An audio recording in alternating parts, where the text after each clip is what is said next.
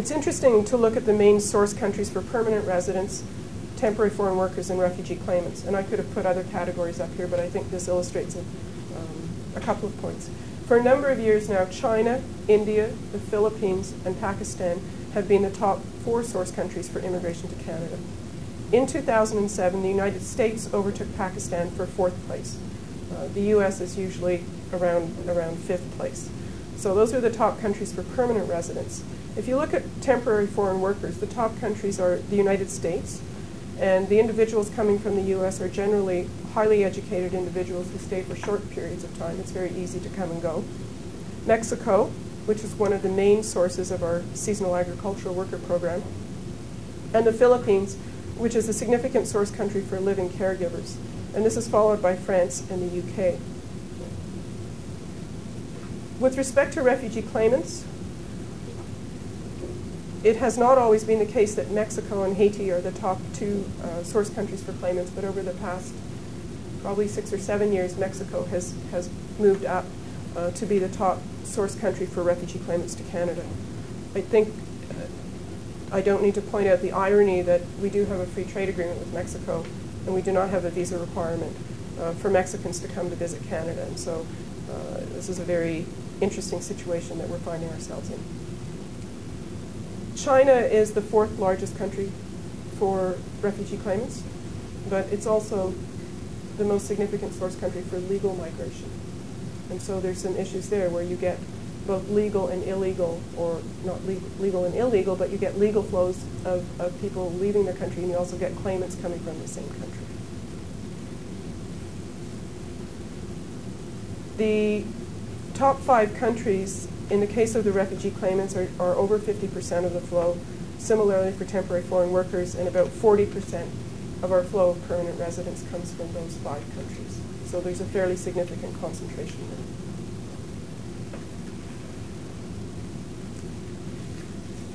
there.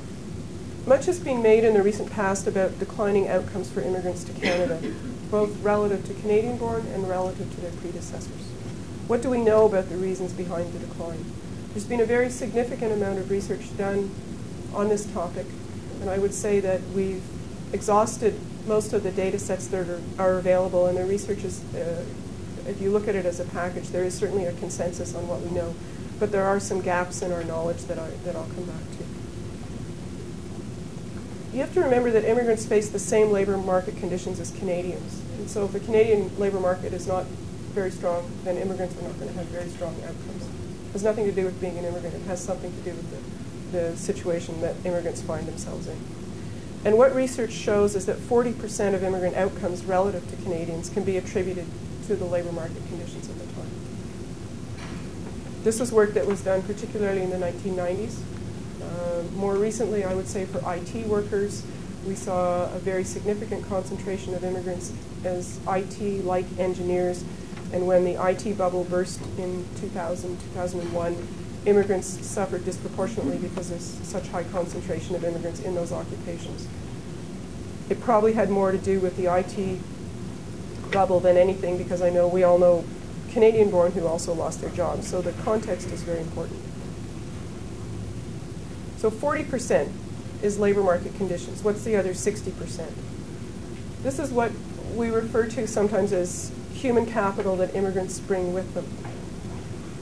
We know that the return to foreign education as a whole has declined. So the value that employers place on foreign education as a whole over time has gone down. What we also know, though, is that the return to foreign education from a specific country has not changed. But the mix of immigrants from those countries has changed, so that we have more immigrants coming from countries where the value, if you will, of that education to the Canadian workplace is lower.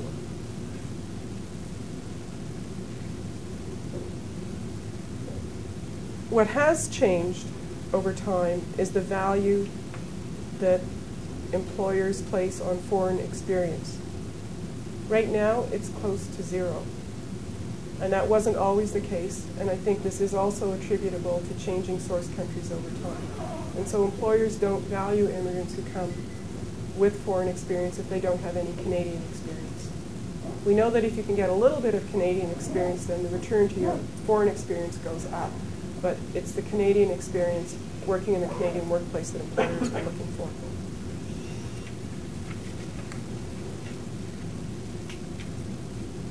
Some of the reasons behind this devaluing of experience are often, quote, cited as cultural workplace differences related to the degree of hierarchy of decision making, expectations of initiative on the part of employees or employers, and the nature of teamwork. And these are all areas where individuals with high levels of education, and certainly those in the room, you have to work as a team, you have to take initiative, and often hierarchy is less important in a Canadian workplace than it may be in other situations. And these are all challenges for immigrants to understand, and often involve training and helping them to maybe be more assertive or work differently and understand what's expected of them.